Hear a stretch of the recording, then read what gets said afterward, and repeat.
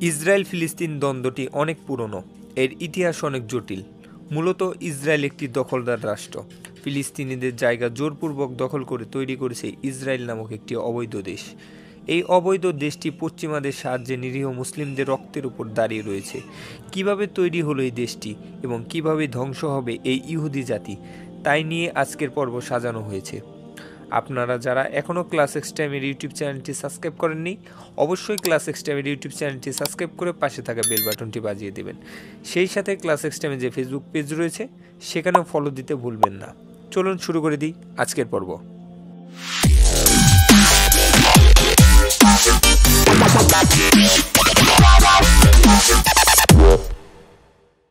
আজ থেকে 1000 বছর আগে ইয়াহুদিদের উপর ব্যাপক অত্যাচার নির্যাতনে লিপ্ত ছিল খ্রিস্টানরা। বিশেষ করে ইউরোপ অঞ্চলের ইয়াহুদিদের উপর ব্যাপক নির্যাতন চালানো হতো। ইয়াহুদিরা কোনো দেশে সম্মান পেত না এবং খ্রিস্টানরা বিনা কারণে নিরপরাধ ইয়াহুদিদের হত্যা করত। এর কারণ হলো খ্রিস্টানরা বিশ্বাস করত ইয়াহুদিরা যীশু খ্রিস্ট অর্থাৎ ঈসা আলাইহিসসালামকে ক্রুশবিদ্ধ করে হত্যা করেছে বা করার চেষ্টা করেছে, যার পরিপ্রেক্ষিতে ক্রুসেড সংগঠিত হয়। এই ক্রুসেডে খ্রিস্টানরা লক্ষ লক্ষ ইয়াহুদি হত্যা করেছে। পুরো বিশ্ব জুড়ে চলে ইয়াহুদিদের উপর জুলুম নির্যাতন। কোনো দেশই ইয়াহুদিদের সেই দেশের নাগরিক হিসেবে গ্রহণ করছিল না। সেই সময় ইয়াহুদিদের বিরুদ্ধে ব্যাপক গুজব ছিল। যেমন কিছু খ্রিস্টান বিশ্বাস করত যে ইয়াহুদিরা খ্রিস্টান শিশুদের রক্ত পান করত এবং তাদেরকে বলি দিত। প্রথম বিশ্বযুদ্ধের পর হিটলারের নেতৃত্বে ন্যাৎসি পার্টি ইয়াহুদিদের ওপর গণহত্যা চালায় এবং জার্মানি থেকে সব ইয়াহুদিদের বিতাড়িত করে দেয়। আনুমানিক 60 লক্ষ ইয়াহুদিদের হত্যা করে হিটলারের নেতৃত্বে থাকা এই ন্যাৎসি পার্টি। থিওডর হার্জল অস্ট্রো-হাঙ্গারির একজন বিখ্যাত সাংবাদিক 1890 সালের দিকে পেমফলেটে একটা নতুন আন্দোলন শুরু করে। এই আন্দোলনটি জায়নবাদ নামে পরিচিত। তিনি মনে করেন যেহেতু পুরো পৃথিবীতে ইয়াহুদিদের উপর অত্যাচার নির্যাতন হচ্ছে, এর থেকে মুক্তি পাওয়ার জন্য পৃথিবীর সকল ইয়াহুদিদের নিয়ে একটা রাষ্ট্র গঠন করা প্রয়োজন এবং এই রাষ্ট্রটি পরিচালনা করবে ইয়াহুদিরা। কিন্তু প্রশ্ন হলো এই রাষ্ট্রটি কোথায় গঠন করবে? তখন তাদের চোখ পড়ে জেরুজালেমের দিকে। এই জেরুজালেমটি ছিল মুসলিম, ইয়াহুদি, খ্রিস্টান 3 ধর্মের জন্য পবিত্র স্থান। এই জেরুজালেম অঞ্চলটি ছিল ফিলিস্তিনের, আর এই ফিলিস্তিনটি ছিল অটোমান সাম্রাজ্যের অধীনে। এই অটোমান সাম্রাজ্যের অধীনে ফিলিস্তিনে মুসলিম, খ্রিস্টান এবং ইয়াহুদিরা শান্তিতে বসবাস করত। পুরো ফিলিস্তিনটি ছিল মুসলিমদের। ফিলিস্তিনের মুসলিমরা ইয়াহুদিদের উপর জুলুম নির্যাতন দেখে ইয়াহুদিদের ফিলিস্তিনে বসবাস করার জন্য জায়গা দিয়েছিল। 1881 সালের দিকে ফিলিস্তিনে ব্যাপক হারে ইয়াহুদিদের আগমন ঘটে। সেই সময় থেকে ইয়াহুদিরা শান্তিপূর্ণভাবে নিরাপদে ফিলিস্তিনে বসবাস করতে থাকে। ইয়াহুদি এবং মুসলিমদের মধ্যে একটা বন্ধুত্ব হয়। ফিলিস্তিনে এসে তারা অত্যাচার নির্যাতন থেকে মুক্তি পায়। এই ফিলিস্তিনে এসে ইয়াহুদিরা সততা এবং সত্যের সাথে জীবনযাপন করতে থাকে, কিন্তু তাদের মনে একটা ইয়াহুদি রাষ্ট্র গঠনের চিন্তা থেকে যায়। 1915 সালে প্রথম বিশ্বযুদ্ধের সময় ইংল্যান্ড, ফ্রান্স এবং আরব বিপ্লবীরা অটোমান সাম্রাজ্যের বিরুদ্ধে যুদ্ধ করেছিল। ব্রিটিশরা এখানে খুব বড় ধরনের একটা চালাকি করে। তারা আরব বিপ্লবীদের বলে, যদি তোমরা অটোমান সাম্রাজ্যের বিরুদ্ধে যুদ্ধ করো তবে তোমাদের পুরো আরব অঞ্চলটি দিয়ে দেব। আরব বিপ্লবীরা তখন ঐক্যবদ্ধ আরব গঠনের জন্য লড়াই করছিল। সেখানে সিরিয়া থেকে ইয়েমেন পর্যন্ত বিশাল একটা জায়গা নিয়ে তারা ঐক্যবদ্ধ আরব দেশ গঠন করবে।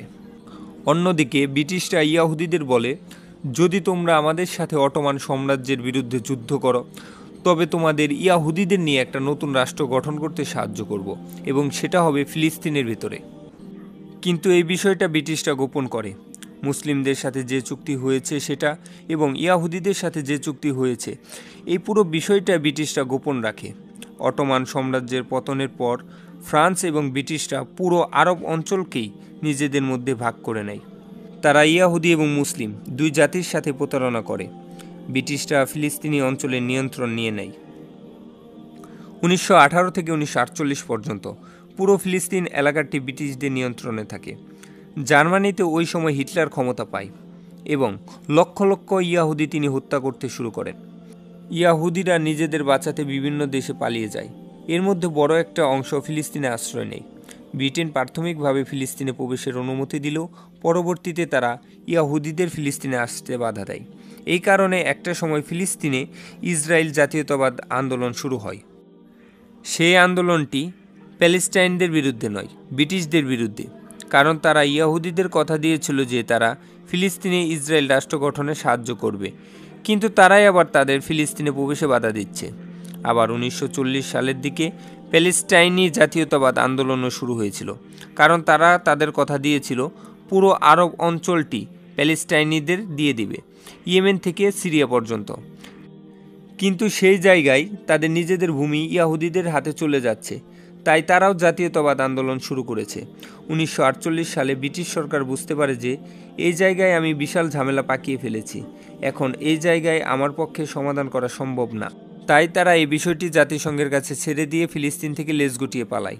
অন্যদিকে জাতিসংঘ, যাদের কাছে ফিলিস্তিনি সমস্যার সমাধানের দায়িত্ব পড়েছে, তাদেরকে কোনো পক্ষই মেনে নিচ্ছে না। জাতিসংঘ তারা একটি রূপরেখা তৈরি করে ফিলিস্তিনে কতটুকু অংশে মুসলিম বসবাস করে এবং কতটুকু অংশে ইয়াহুদিরা বসবাস করছে। এরই পরিপ্রেক্ষিতে 1947 সালে জাতিসংঘ তাদের একটি বিভাজন প্রক্রিয়া প্রকাশ করে। এই পরিকল্পনায় ইয়াহুদিদের জন্য ভূমি বরাদ্দ হয় 55% এবং ফিলিস্তিনিদের জন্য তাদের নিজ দেশের 43% ভূমি বরাদ্দ দেওয়া হয়। জেরুজালেম যেহেতু ইয়াহুদি, খ্রিস্টান, মুসলিম 3 ধর্মের জন্য পবিত্র স্থান, তো সেই জন্যই এটি আন্তর্জাতিক নিয়ন্ত্রণে থাকবে। ইয়াহুদিরা সাথে সাথে এই পরিকল্পনা মেনে নেয়, কারণ ইতিপূর্বে তাদের কোনো দেশই ছিল না। কিন্তু ফিলিস্তিনিরা কোনোভাবেই এই বিষয়টি মেনে নিতে পারছে না। নিজেদের জন্মভূমি তাদেরকে দিয়ে দিতে হবে, যাদেরকে তারা তাদের জন্মভূমিতে আশ্রয় দিয়েছিল। সেখানে ইয়াহুদিদেরকে নিজেদের দেশের বেশিরভাগ জায়গা দিয়ে দিতে হবে, এটা কেই বা মানতে পারে। এর পরিপ্রেক্ষিতে 1948 সালে পুরো আরব অঞ্চল মিলে যুদ্ধ করে ইহুদিদের বিরুদ্ধে। যদিও তাদের ক্ষোভ ছিল ব্রিটিশদের বিরুদ্ধে, কিন্তু তাদের যুদ্ধ করতে হচ্ছিল ইয়াহুদিদের বিরুদ্ধে। যে যুদ্ধের নাম দেওয়া হয় 1948 সালে প্রথম আরব ইসরায়েল যুদ্ধ।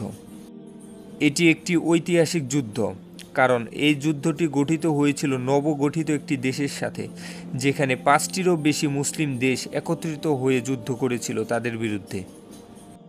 ইসরায়েলরাও জানত এটি তাদের দেশ নয়, যেহেতু পুরো পৃথিবীতে তাদের থাকার কোনো জায়গা নেই, সেহেতু তাদের এই যুদ্ধ করতেই হবে তাদের অস্তিত্ব টিকিয়ে রাখতে হলে। কিন্তু চরম সত্য হলো এই যুদ্ধে ইসরায়েল তথা ইহুদিরা জয়লাভ করে। 1949 সালে যুদ্ধ শেষ হওয়ার পর জাতিসংঘের পরিকল্পনা অনুযায়ী যে অংশটি মুসলিম তথা ফিলিস্তিনিদের জন্য বরাদ্দ ছিল, সেইখানেও কিছু অংশ ইসরায়েল দখল করে নেয়। গাজা অংশটি চলে গেল মিশরে এবং পশ্চিম তীর চলে গেল জর্ডানে।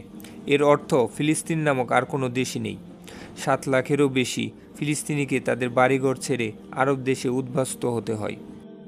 এটা মুসলিম সমাজের জন্য কষ্টের এক ইতিহাস, যাকে 1948 সালের প্যালেস্টাইন এক্সোডাস নাম দেওয়া হয়। 1967 সালে দ্বিতীয় আরেকটি আরব ইসরায়েল যুদ্ধ হয়। এই যুদ্ধ 6 দিন ধরে চলে। ইসরায়েল এই যুদ্ধ খুব সহজেই জিতে যায়। এই যুদ্ধের পর ইসরায়েল শুধু গাজা এবং পশ্চিম তীরই নয়, মিশরের বিশাল এক জায়গা দখল করে নেয়। ফিলিস্তিন নিজেদের দেশ ফেরত চায়, যার পরিপ্রেক্ষিতে 1964 সালে প্যালেস্টাইন লিবারেশন অর্গানাইজেশন বা পিএলও প্রতিষ্ঠা হয়।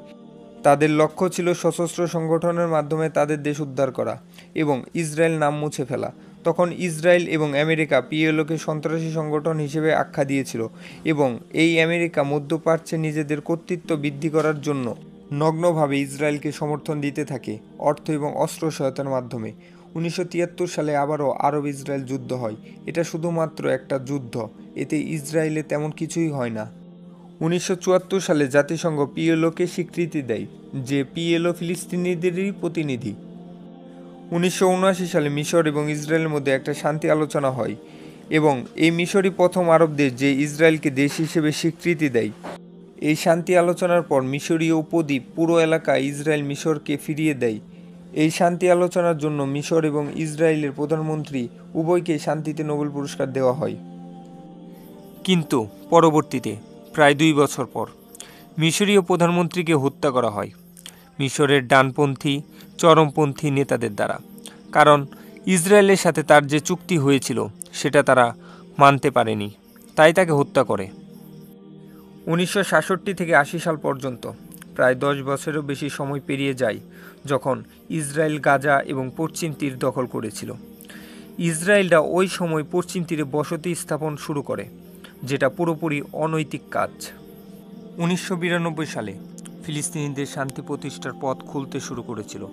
ইসরায়েলের এক প্রধানমন্ত্রী, যার নাম ইরজাক রবিন, তিনি বলেন পিএলও কোনো সন্ত্রাসী সংগঠন নয়, তারা শুধু তাদের দেশ ফেরত চায়।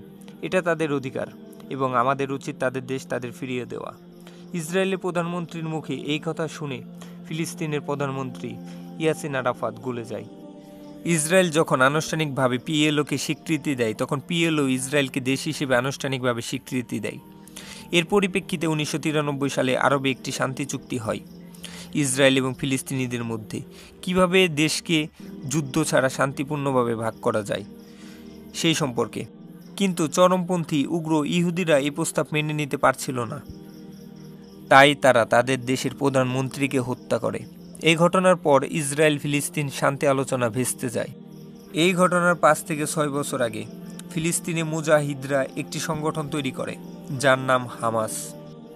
হামাস ইসরায়েলের প্রধানমন্ত্রী ইরজাক রবিন এবং ফিলিস্তিনের প্রধানমন্ত্রী ইয়াসির আরাফাতকে সমর্থন করত। হামাসও চাচ্ছিল শান্তিপূর্ণ চুক্তির মাধ্যমে শান্তি প্রতিষ্ঠা হোক, কিন্তু কিছু উগ্র ইহুদিদের জন্য সেই শান্তি চুক্তি ভেস্তে যায়। এরপর থেকে হামাস সংগঠন তাদের সশস্ত্র কার্যক্রম শুরু করে দেয়। কট্টর ইয়াহুদিরা বুঝতে পারেনি যে তাদের একটি ভুলের কারণে তাদের মৃত্যুদূত তৈরি হয়ে যাচ্ছে। এরপর থেকে হামাস ইসরায়েলকে শান্তিতে ঘুমাতে দেয়নি। তারা গাজা থেকে ইসরায়েল ভূখণ্ডে আক্রমণ শুরু করে এবং ইসরায়েলের রাতের ঘুম কেড়ে নেয়। এরপর ইসরায়েল সিদ্ধান্ত নেয় যে তারা তাদের প্রধানমন্ত্রীর পরিকল্পনা অনুযায়ী পশ্চিম তীর ছেড়ে দেবে। কিন্তু এবার হামাস তা মেনে নেয় না। হামাস পুরো ফিলিস্তিনকে মুক্ত করতে চায়। এই ঘোষণার পর আমেরিকা এবং জাতিসংঘ হামাসকে সন্ত্রাসী সংগঠন হিসেবে আখ্যা দেয়। তবে ইতিহাস পর্যালোচনা করলে দেখা যায় যে হামাস মূলত তৈরি হয়েছে কট্টর ইয়াহুদিপন্থীদের উগ্রবাদের জন্য। এরপর 2002 সাল থেকে শুরু হয় হামাস ইসরায়েল দ্বন্দ্ব, যেটা আজ পর্যন্তও চলছে। 2023 সালে 17 অক্টোবর হামাসের এক অতর্কিত হামলার ফলে 1200-রও বেশি ইয়াহুদি মারা যায়। 2023 সালে 17 অক্টোবর ঘটনাটি ঘটে কট্টর ইয়াহুদিদের জন্য। তারা পশ্চিম তীরের মুসলমানদের বসতি উদ্বাস্তু করে সেখানে দখলদারিত্বের মাত্রা বৃদ্ধি করে এবং আল আকসা মসজিদ ভেঙে ফেলার উদ্যোগ গ্রহণ করে, মুসলিম হত্যা শুরু করে। এর পরিপ্রেক্ষিতে হামাস 2023 সালে 17 অক্টোবর অতর্কিত হামলা করে, যার রেশ ধরে ইসরায়েল পুরো গাজা অঞ্চলকে ধ্বংসস্তূপে পরিণত করেছে এবং হাজার হাজার মুসলিম হত্যা করেছে, সেখানে বেশিরভাগই নারী এবং শিশু। নেতানিয়াহুর বাহিনী শুধু হত্যা করে ক্ষান্ত হয়নি, তারা গাজায় চিকিৎসা সেবা এবং খাদ্য গ্রহণ থেকে পুরো গাজাকে বঞ্চিত করেছে। তারা পুরো গাজায় গণহত্যা শুরু করেছে, যেটাকে তারা নাম দিয়েছে আত্মরক্ষা। হামাসের সাথে না পেরে তারা নিরীহ অসহায় ফিলিস্তিনিদের হত্যার নেশায় মগ্ন থাকে। নির্বিচারে বোমা বর্ষণ করে প্রায় 60,000-এরও বেশি ফিলিস্তিনিকে হত্যা করেছে এখন পর্যন্ত। অন্যদিকে আমেরিকা এই বিষয়টাকে শুধু সমর্থনই না, তারা ইসরায়েলকে অস্ত্র সহায়তা দিয়ে সাহায্য করছে। 2023 সালে শুরু হওয়া যুদ্ধ প্রায় 2 বছর হতে চলল। ইসরায়েলের বিশাল সেনাবাহিনী এবং আমেরিকার নগ্ন সমর্থনের পরও গাজায় ইসরায়েল তাদের একটি লক্ষ্য অর্জন করতে পারেনি। ইসরায়েল এবং ইহুদি জাতি কিভাবে ধ্বংস হবে সেই বিষয় নিয়ে ইসলামের কয়েকটি হাদিস এবং বনি ইসরায়েল সূরার কয়েকটি আয়াত উপস্থাপন করা হলো।